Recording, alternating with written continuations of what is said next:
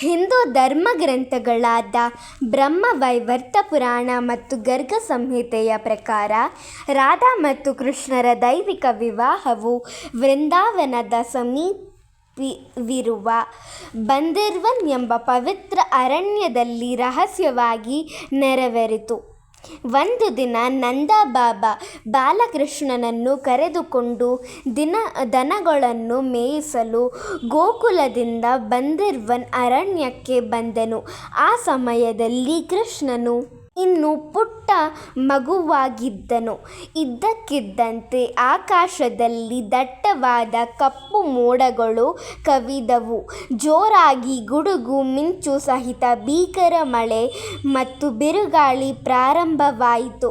ಕಾಡಿನ ಆ ಭಯಾನಕ ವಾತಾವರಣವನ್ನು ನೋಡಿ ನಂದ ಬಾಬಾ ಗಾಬರಿಗೊಂಡು ಮಗುವಾಗಿದ್ದ ಕೃಷ್ಣನನ್ನು ಬಿಗಿಯಾಗಿ ಅಪ್ಪಿಕೊಂಡು ಒಂದು ದೊಡ್ಡ ಆಲದ ಮರ ಕೆಳಗೆ ಆಶ್ರಯ ಪಡೆದನು. ಆ ಬಿರುಗಾಳಿಯ ಮಧ್ಯೆ ದಿವ್ಯವಾದ ಬೆಳಕಿನೊಂದಿಗೆ ಅದ್ಭುತ ಸುಂದರಿಯೊಬ್ಬಳು ಅಲ್ಲಿಗೆ ನಡೆದು ಬಂದಳು. ಅವಳು ಬೇರೆ ಯಾರೂ ಅಲ್ಲ, ಶ್ರೀ ರಾಧಾರಾಣಿ. ರಾಧೆಯನ್ನು ಕಂಡ ನಂದ ಬಾಬನಿಗೆ ಅವಳು ಸಾಮಾನ್ಯ ಗೋಪಿಯಲ್ಲ, ಸಾಕ್ಷಾತ್ ಮಹಾಲಕ್ಷ್ಮಿಯ ಸ್ವರೂಪ ಎಂದು ಮನವರಿಕೆಯಾಯಿತು.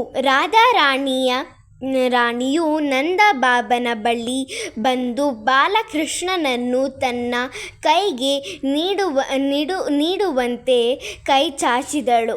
ನಂದ ಬಾಬನು ಗೌರವದಿಂದ ಮಗುವನ್ನು ರಾಧೆಗೆ ಒಪ್ಪಿಸಿ ಕೃಷ್ಣನನ್ನು ಸುರಕ್ಷಿತವಾಗಿ ಮನೆಗೆ ತಲುಪಿಸುವಂತೆ ವಿನಂತಿಸಿದನು.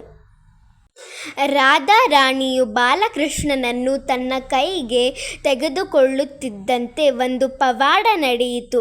ಕೃಷ್ಣನು ತನ್ನ ಮಗುವಿನ ರೂಪವನ್ನು ಮರೆಸಿ ತಕ್ಷಣವೇ ಕೋಟಿ ಮನ್ಮಥರ ನವೀನ್ಯತೆ ಹೊಂದಿಗಳ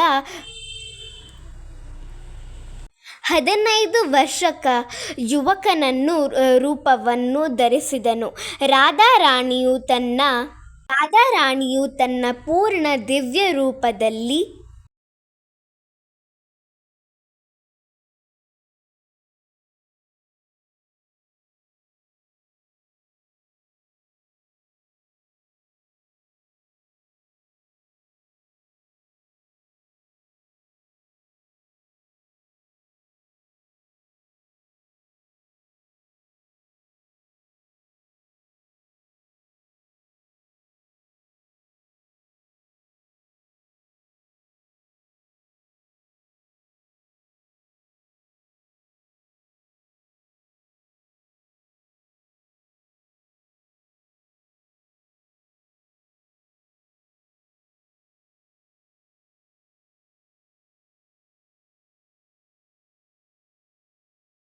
ವೇದ ಮಂತ್ರಗಳ ನಡುವೆ ಹೋಮಕುಂಡವನ್ನು ಸಿದ್ಧಪಡಿಸಲಾಯಿತು. ರಾಧಾ ಮತ್ತು ಕೃಷ್ಣರ ಪರಸ್ಪರ ಸುಂದರವಾದ ಹೂವಿನ ಹಾರಗಳನ್ನು ಬದಲಾಯಿಸಿಕೊಂಡರು.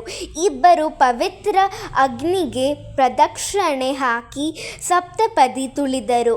ಕೃಷ್ಣನು ರಾಧಾರಾಣಿಯ ಹಣೆಗೊಂದು ಭಕ್ತಿಯ ಸಂಕೇತವಾಗಿ ಸಿಂಧೂರವನ್ನು ಇಟ್ಟನು.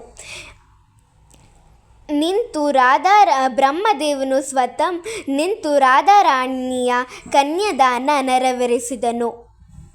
ಈ ಮದುವೆಯು ಅತ್ಯಂತ ರಹಸ್ಯವಾಗಿ ಮಧ್ಯರಾತ್ರಿಯಲ್ಲಿ ಕೇವಲ ಗೋಪಿಯರು, ಪಕ್ಷಿಗಳು ಮತ್ತು ಕಾಡಿನ ಪ್ರಾಣಿಗಳ ಸಮ್ಮುಖದಲ್ಲಿ ನಡೆಯಿತು.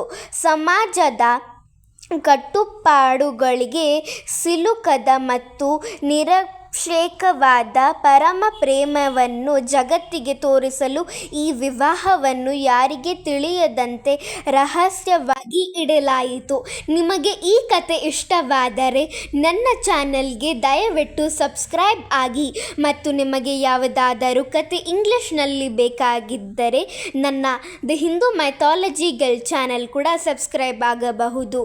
ನಿಮ್ಮ ಮುಂದಿನ ವಿಡಿಯೋ ಸಾಕ್ಷಿ ಗೋಪಾಲನ ಬಗ್ಗೆ.